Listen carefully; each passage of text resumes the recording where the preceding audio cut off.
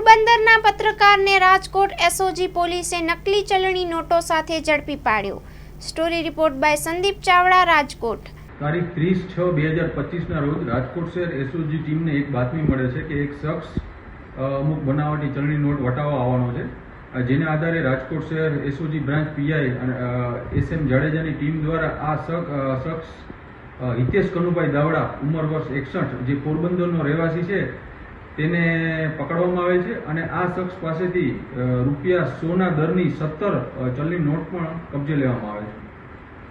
ત્યારબાદ આ આરોપી વિરુદ્ધ ડીસીબી પોલીસ સ્ટેશને ગુનો નોંધી અને આરોપીને રિમાન્ડ અર્થે નામદાર કોર્ટમાં રજૂ કરતા નામદાર કોર્ટે આ આરોપીના 5 દિવસના રિમાન્ડ પણ મંજૂર કરેલ છે।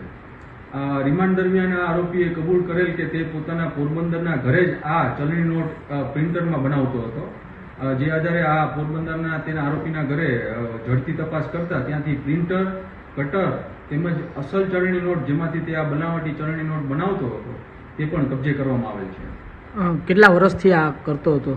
આ આરોપી હિતેશ દાવડા છેલ્લા 1.5 થી 2 મહિનાથી આ કામ કરતો હતો।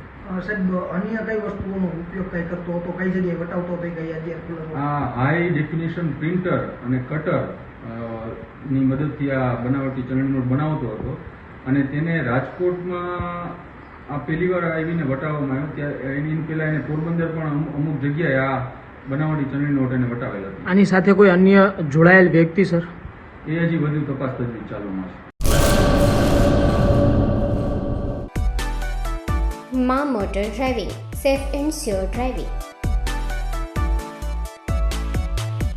ડ્રાઇવિંગ એ શોખ સાથે આપની મોટી જવાબદારી પણ છે। અમારા ઇન્સ્ટ્રક્ટર દ્વારા સચોટ અને સરળ માર્ગદર્શન। આપની રોજની તાલીમની માહિતી મેળવીને શું અધુરાશ છે એના ઉપર પૂરું ફોકસ કરાય છે।